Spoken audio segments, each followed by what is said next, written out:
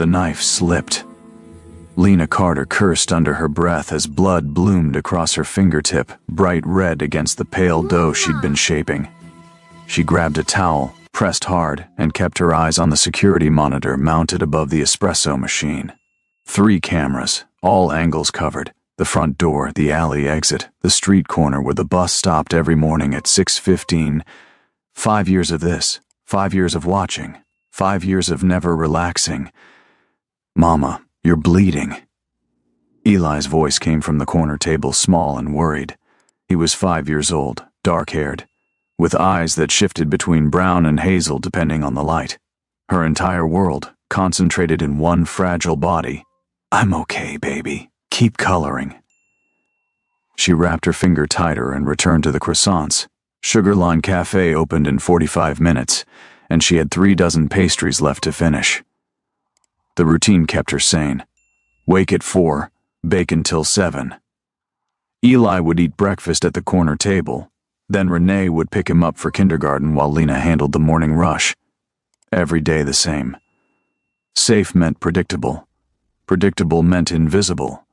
The bell above the door chimed. Lena's head snapped up. They weren't open yet.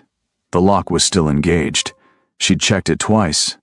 A man stood in the doorway, tall and perfectly still, dressed in a charcoal suit that probably cost more than her monthly rent. Dark hair swept back from a face she'd spent 5 years trying to forget.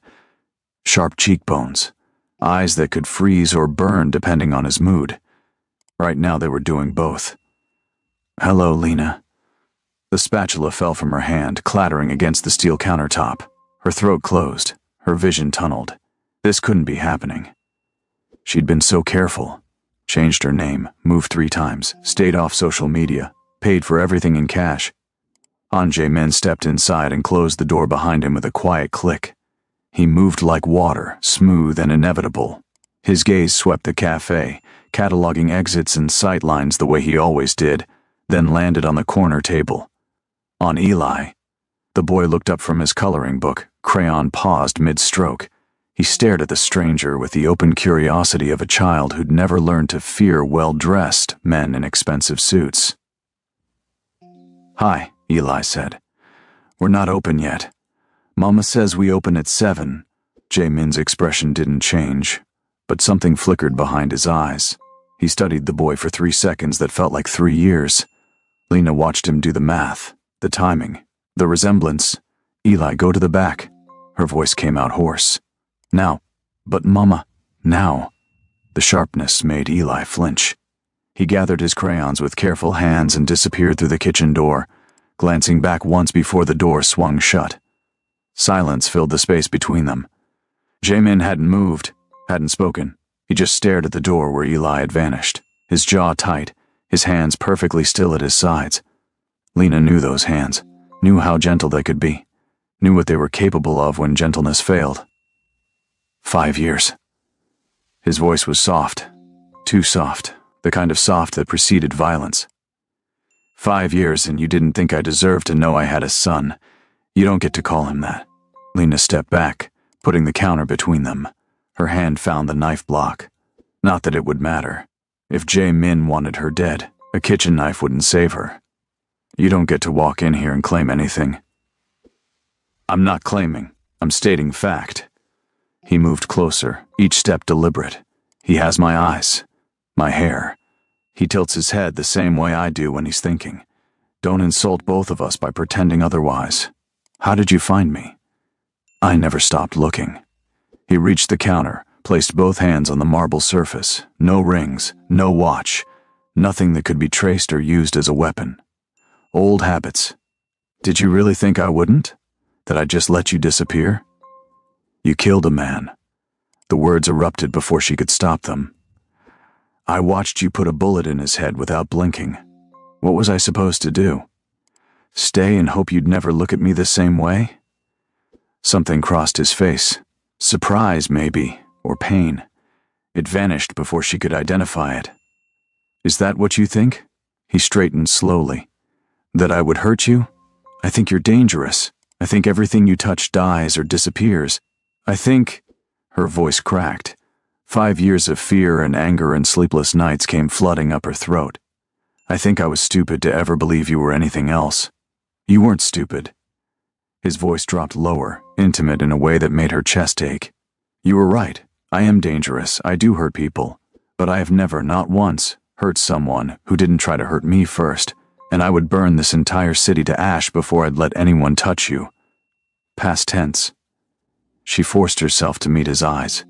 You would have. 5 years ago. You don't get to decide that now, don't I? He moved around the counter. Lena backed up, but there was nowhere to go. The kitchen door was behind her. Eli was behind that door. She couldn't lead Jamin to their son. Couldn't let him get closer. Marcus Vale knows about him. The word stopped her cold. Marcus Vale. She knew that name. Everyone in Jamin's world knew that name. Rival. Sociopath. The kind of man who bombed restaurants to make a point. You're lying. I have photographs. He pulled a phone from his pocket, tapped the screen, held it out. Taken yesterday. Outside the kindergarten, Lena's hand shook as she took the phone. The image showed Eli on the playground, laughing as he climbed the jungle gym. In the background, barely visible behind a parked car, a man with a camera. Professional. Patient. Hunting. No. The phone slipped from her fingers. Jamin caught it before it hit the ground. No. You're doing this to scare me, to make me... To make you what? Come back to me? His laugh was bitter. You made it clear that's not what you want. I'm here because Marcus thinks he's found my weakness. He's going to use Eli to get to me. And if you think you can stop him with door locks and security cameras, you're going to watch our son die. Our son. The possessive made her want to scream. He's not yours. You don't get to call him that just because... Because what? Biology? Jamin stepped closer, close enough that she could smell his cologne, expensive and cedar sharp. I've missed 5 years. 5 years of birthdays and first words and scraped knees. You took that from me, from him. And now we're both paying for it. I was protecting him. From me. Not a question, an accusation. You thought I was the danger. You thought I'd hurt my own child. I heard you. The confession burst out raw and jagged. That night. You and Jiwoo talking in your office. He said I was a liability, that I'd seen too much, that loose ends needed to be tied up. And you didn't disagree. You just sat there and nodded. Jamin went very still, the kind of still that meant his brain was moving too fast for his body to keep up. Jiwoo. He said the name like a curse. My former associate, who I executed 6 months after you disappeared for embezzling $3 million and selling intelligence to the Russian mob. Lena stared at him. He was lying to you, setting you up to run so he could cover his tracks. Jamin's voice was flat now, emotionless, the way it got when he was furious. And it worked. You disappeared. I tore the city apart looking for you, burned bridges, made enemies. All while Jiwoo laughed and moved money through shell companies I didn't know existed. I didn't know. Her voice was barely a whisper. No, you didn't. He turned away, ran a hand through his hair. The gesture was so familiar it hurt. You heard something that sounded like a threat and you made a choice. I can't blame you for that.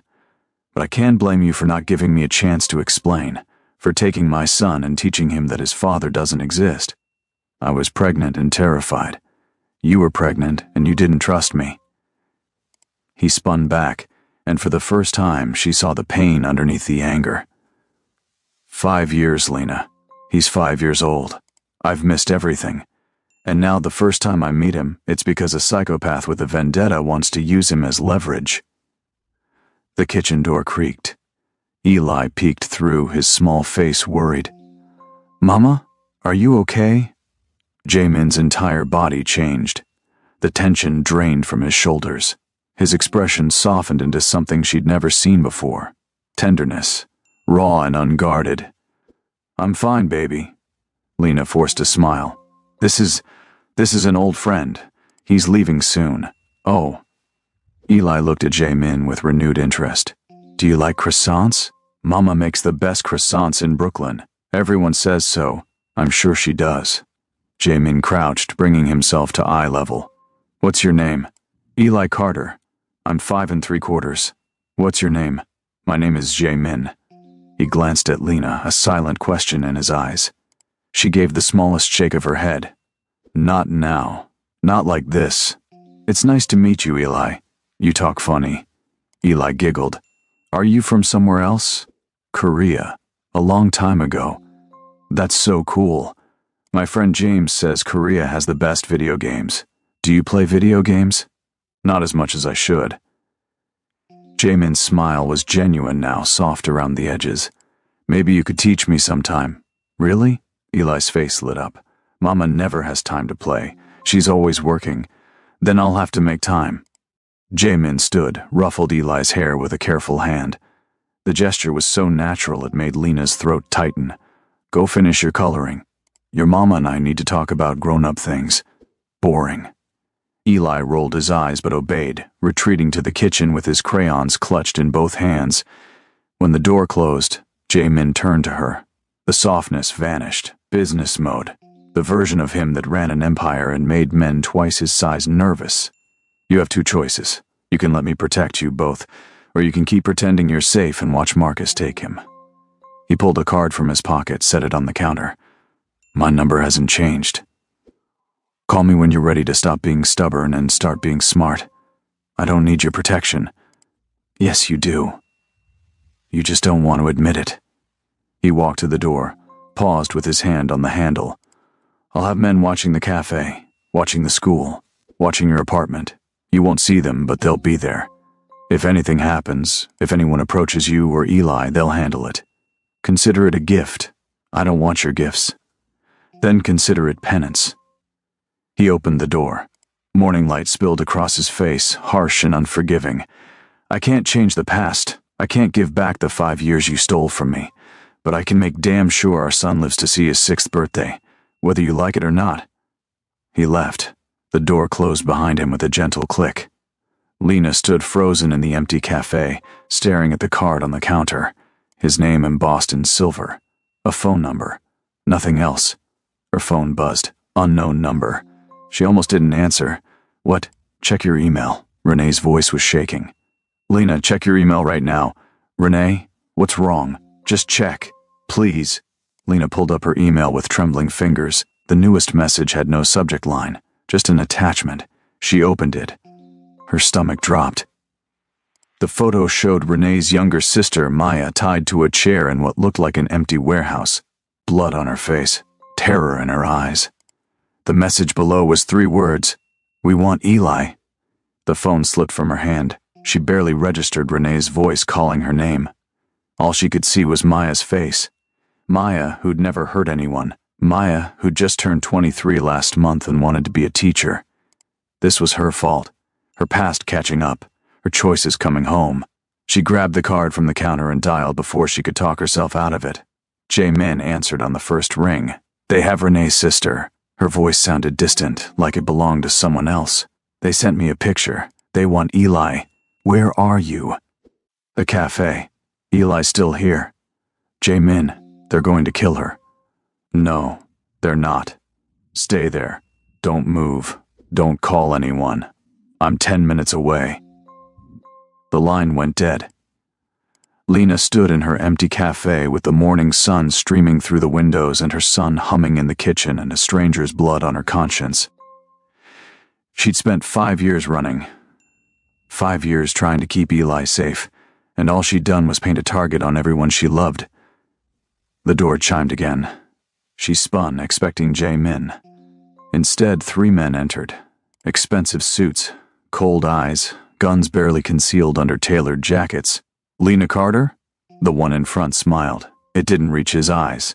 We're going to need you to come with us. You and the boy. She stepped backward, her mind racing. The knife block was 3 feet away.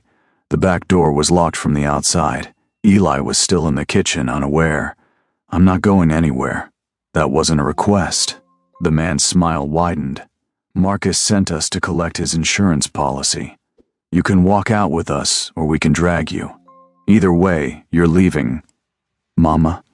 Eli's voice from the kitchen. Who's there? Everything slowed. the man's hand moving toward his jacket, Lena's fingers closing on a knife handle, the kitchen door starting to open. The front window exploded, glass sprayed inward. The three men hit the ground. Lena grabbed Eli as he stumbled out of the kitchen and pulled him down behind the counter. Gunfire erupted, sharp cracks that made her ears ring. Then silence, footsteps, someone moving through the cafe. Lena held Eli tight, one hand over his mouth to muffle his terrified breathing. She couldn't see who was coming, couldn't tell if they were safe or about to die. Lena. Jae-min's voice, calm, like he just walked in for coffee. It's clear. Come out. She stood slowly, still holding Eli. The three men were on the ground, unmoving. Blood pooled beneath them. Jae-min stood in the center of the cafe with a gun in his hand, completely composed. Like he'd done this 1,000 times before, because he had. Take Eli upstairs. He didn't look at her. His attention was on the bodies, methodically checking each one. Lock the door. Don't come down until I tell you it's safe. What are you going to? Clean up your problem. He finally met her eyes. No anger, no judgment, just cold efficiency. This is what I do, Lena. This is what I've always done. The only difference is now I'm doing it for my family instead of my business. She wanted to argue. To tell him this wasn't the answer. That violence only bred more violence. But Maya was tied up in a warehouse somewhere. Eli was shaking in her arms. And 3 men had just tried to kidnap her son. Principles were luxuries she couldn't afford. Okay. She carried Eli toward the stairs. Jae-min, he glanced up. Thank you. Something flickered across his face. Relief, maybe. Or hope. It vanished as quickly as it appeared, replaced by the mask he wore when working. Don't thank me yet. This is just the beginning. She carried Eli upstairs to her apartment and locked every door and window while Jae-min made phone calls in Korean and men in black suits arrived to remove the bodies. Through the floor she could hear movement, efficient, professional, the sound of a machine that had been running for years, well-oiled and unstoppable. Eli cried himself to sleep in her arms. She held him and stared at the ceiling and tried not to think about what was happening in the cafe below. Tried not to think about the man she'd loved 5 years ago, and the monster she'd run from, and the protector who'd just saved their lives. 3 hours later, Jae-min knocked softly. She opened the door to find him cleaned up, the suit replaced with jeans and a black t-shirt. He looked younger this way, more like the man who'd stopped to help her on Mulholberry Drive. Is he asleep? Jae-min nodded toward Eli, curled on the couch with his favorite blanket. Finally. He's scared, but he doesn't really understand what happened. She stepped into the hallway, pulled the door almost closed behind her. Did you find Maya? My men are moving on the warehouse now. She'll be safe within the hour. He leaned against the wall, suddenly looking exhausted. Marcus is more cautious than I expected. He has safe houses I didn't know about. Resources I didn't anticipate. This is going to take time. How much time? Days, maybe weeks. Until then, you and Eli need to stay somewhere secure. I have a property upstate. Private, guarded. No one will find you there. I can't just leave. I have a business. Eli has school. You have a target on your back. His voice was gentle but firm. Your business doesn't matter if you're dead. Eli's education doesn't matter if he's in Marcus's basement. I need you to trust me, Lena. Just this once. Trust. The word felt like broken glass in her mouth. Why are you doing this? She searched his face for answers. You could walk away. Let Marcus have what he wants. Save yourself the trouble. Because he's my son. Jae-min said it simply, like it was the most obvious thing in the world. Because you were mine before you were scared of me. Because I spent 5 years wondering if you were alive, and now that I know you are, I'm not letting anyone take you from me again. I was never yours. Yes, you were. He pushed off the wall, stepped closer, close enough that she could feel the heat radiating off him. You were mine the moment you smiled at me on that highway. Mine when you let me take you to dinner. Mine when you woke up in my bed and looked at me like I was something more than what I'd always been. And you're still mine now, even if you hate me for it. I don't hate you. The confession slipped out. I hate what you are, what you do, the world you live in. I know. He reached up, brushed a strand of hair from her face.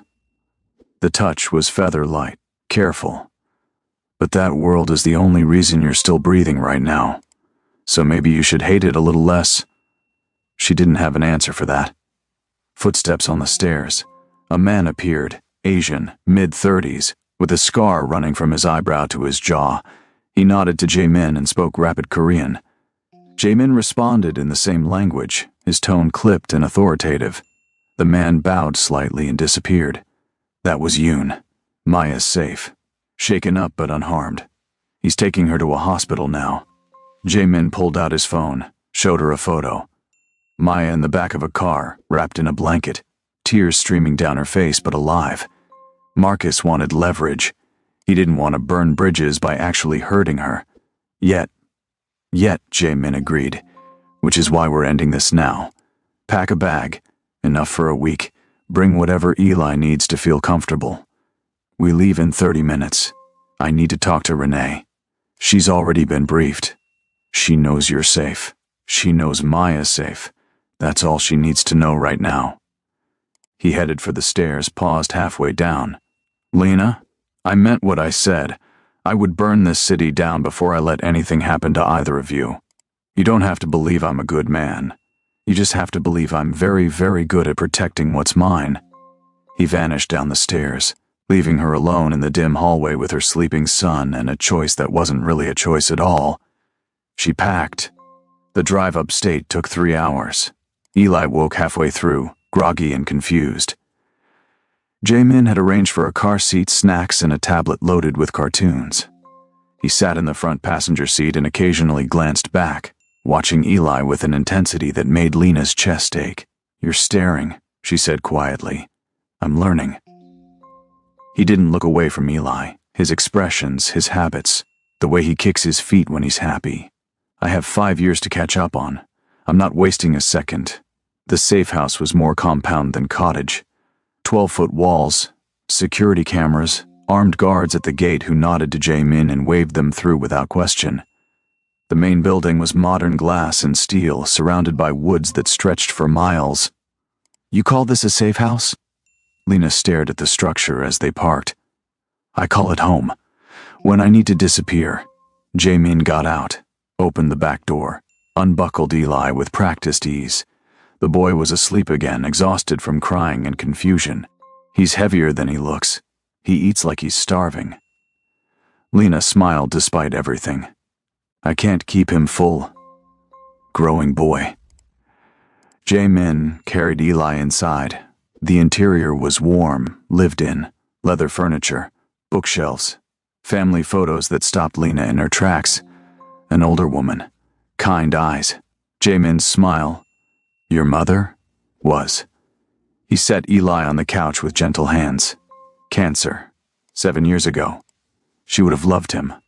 Loved you probably. She always said I needed someone to yell at me. I'm sorry, don't be.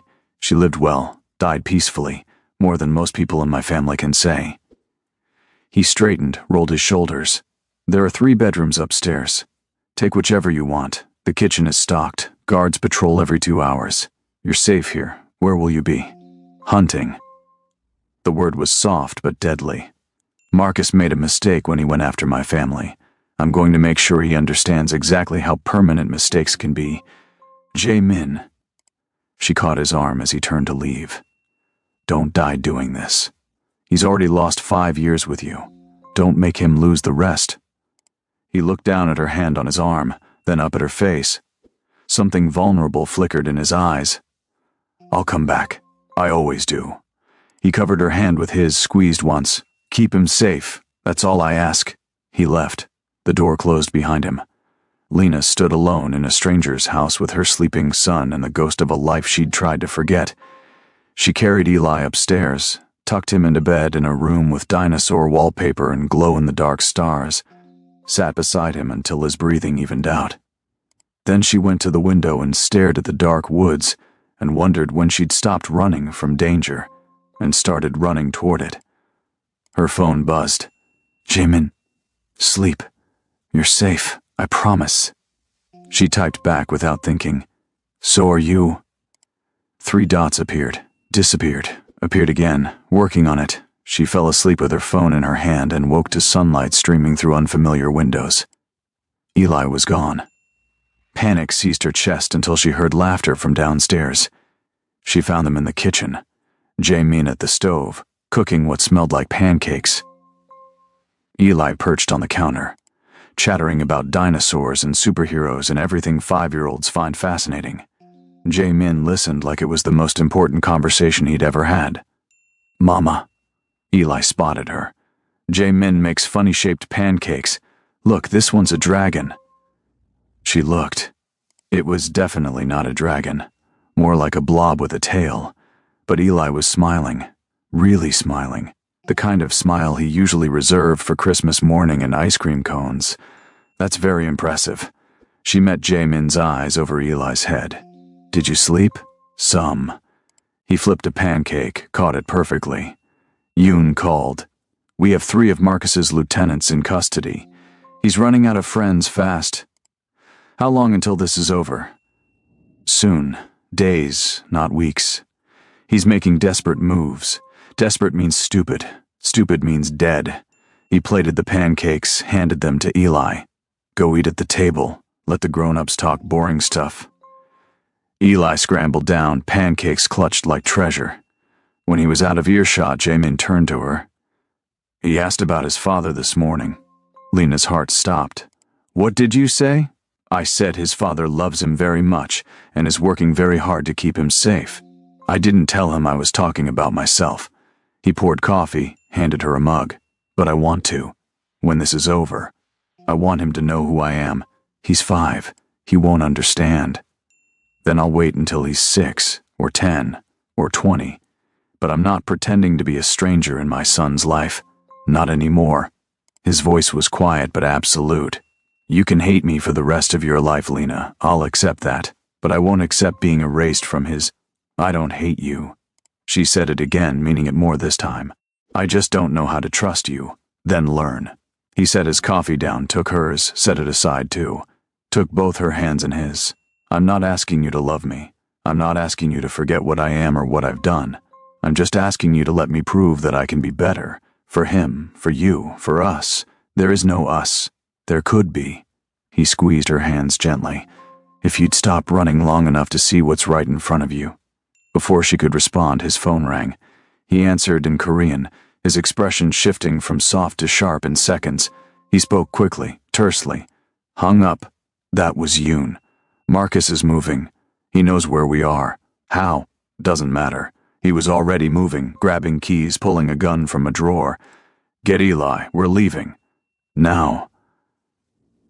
I thought you said we were safe here. I was wrong. He handed her the gun. Do you remember how to use this? Jae-min, do you remember? His eyes bored into hers. Yes.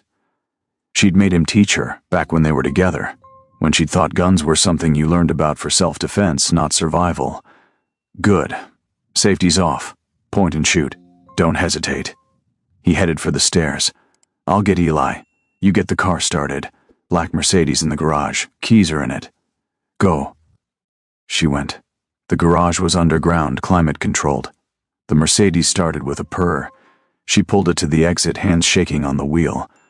Through the rearview mirror, she saw Jae-min emerge with Eli in his arms. The boy was crying, confused.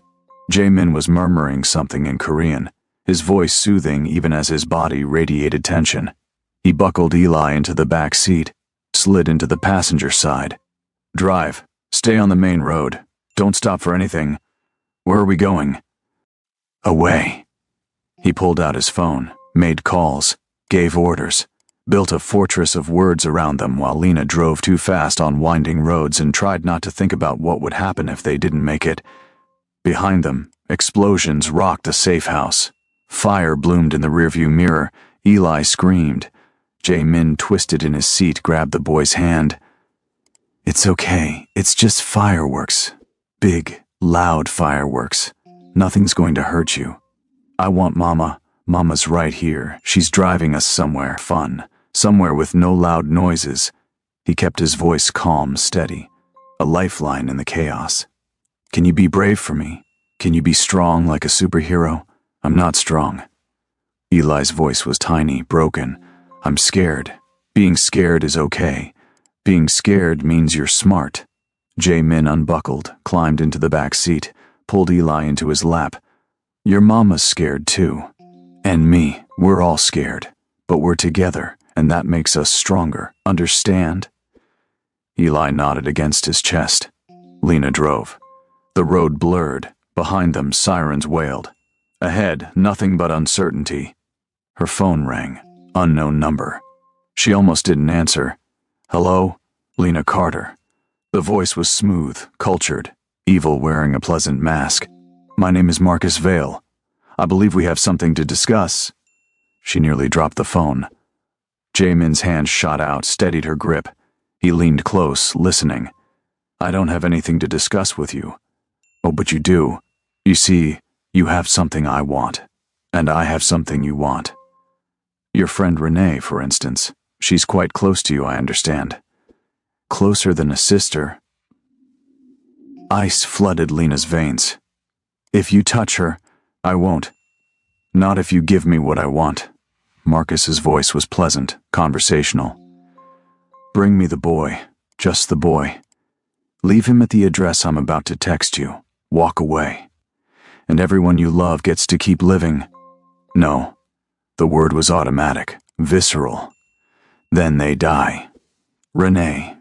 Her sister Maya, who I'm told just loves to dance.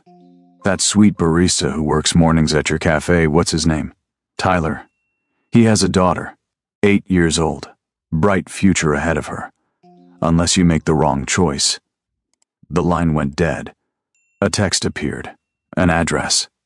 A warehouse in Red Hook. Lena pulled over, shaking too hard to drive. Jaemin took the phone, read the message. His expression went blank. The mask he wore when making impossible choices. Don't even think about it. His voice was flat. He's bluffing. What if he's not? Then people die. But Eli isn't one of them. He pulled out his own phone, made another call. Yoon, I need locations on Renee Brooks and everyone in Lena's contact list. Now. Yes, all of them. I don't care how long it takes. He hung up, met her eyes. I'm going to end this. Tonight. But I need you to trust me. Can you do that? She looked at Eli, still crying softly in the back seat. Looked at Jae-min, calm in the storm. Looked at herself in the rearview mirror and barely recognized the woman staring back. Yes. Good. He climbed back into the front seat, buckled in. Drive to the city. I have a place Marcus doesn't know about. You and Eli will stay there while I handle this. Handle it how? The only way I know how. He checked his gun, chambered a round. By reminding Marcus why people fear me. The apartment was in Tribeca, 20th floor. Glass walls overlooking the Hudson. Jae-min swept every room, checked every lock, then sat Eli down on the couch. I need to go away for a little while. But I'll be back before you wake up. Can you be brave until then? Eli nodded, clutching his blanket. Are you going to fight the bad guys? Something like that. Will you win? Always. Jaemin smoothed Eli's hair back, the gesture achingly tender. Take care of your mama for me. He stood, crossed to Lena, cupped her face in both hands. No matter what happens tonight, I want you to know something. I loved you 5 years ago. I love you now, and I will love you until the day I die. Whether you believe it or not doesn't change the truth of it. Before she could respond, he kissed her. Not gentle, not asking permission, claiming, promising, saying goodbye. Then he was gone. Lena locked the door behind him and sank to the floor. Eli curled up next to her, small and warm and alive. She held him while the sun set over the city and tried not to think about what Jae-min was doing in the dark. Her phone rang at midnight. Yoon's number. He's alive. Injured but alive. Marcus is dead. It's over. She let out a breath she'd been holding for hours. Where is he? Coming to you. 10 minutes. The line went dead. She waited by the window, Eli asleep on the couch behind her. Watched the street below until a black car pulled up. Jae-min got out slowly, favoring his left side, blood on his shirt, exhaustion in every line of his body. She had the door open before he reached it.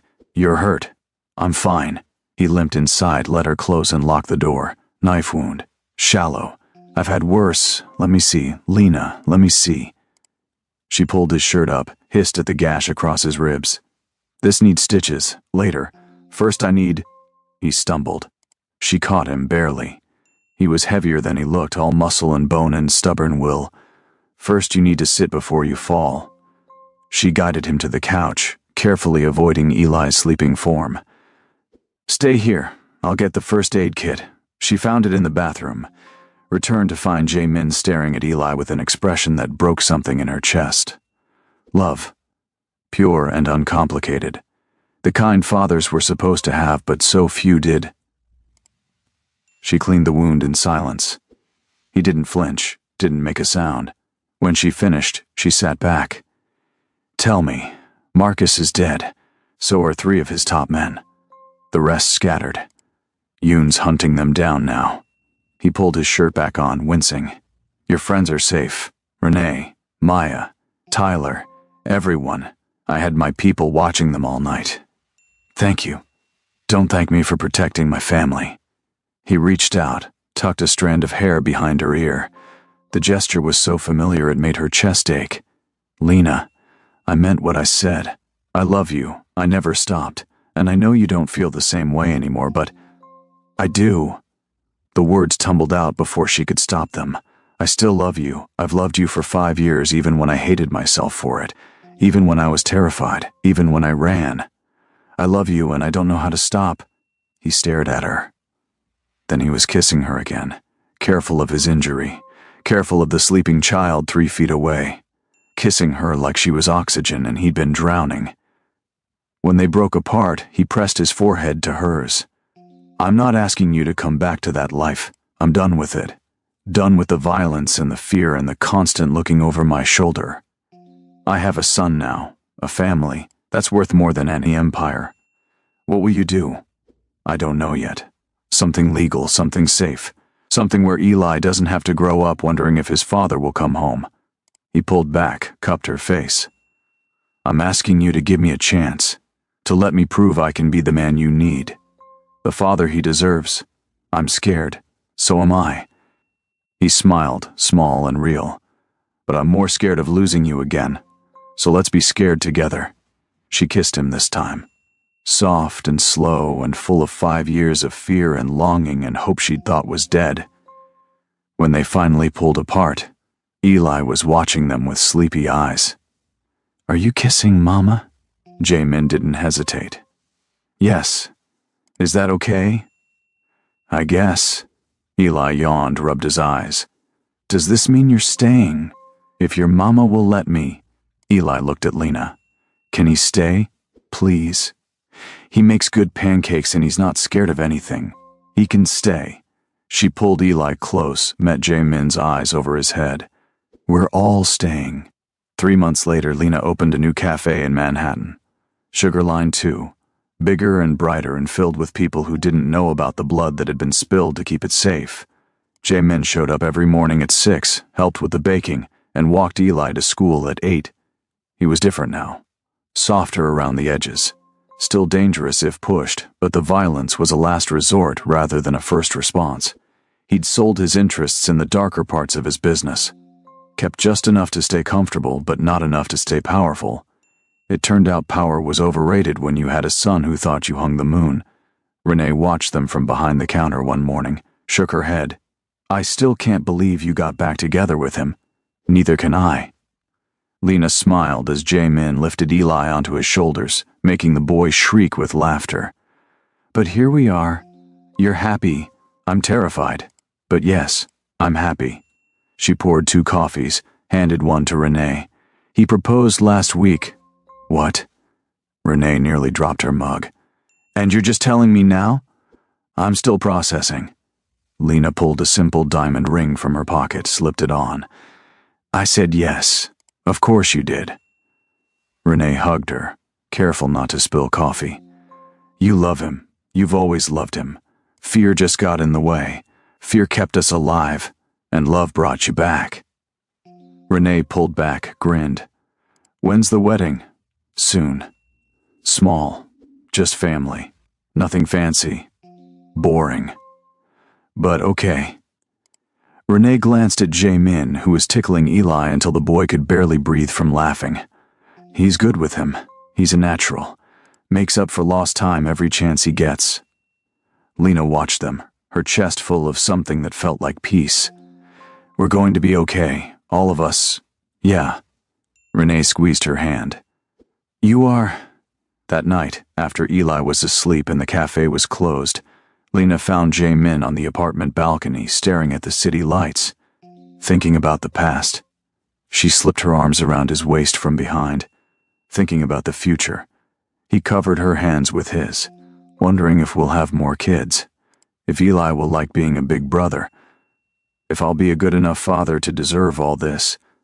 You already are. She pressed her cheek to his back. You saved us. You gave up everything for us. I didn't give up anything that mattered. He turned, pulled her close. Everything that matters is right here. She tilted her face up, kissed him slowly. 5 years of fear and running and second-guessing melted away. This was right. This was home. This was worth every risk she'd ever taken. I love you. She said it against his lips. I should have said it 5 years ago. Should have trusted you. Should have stayed. You were protecting our son. I can't fault you for that. He rested his forehead against hers. We're here now. That's what matters. Together. Together.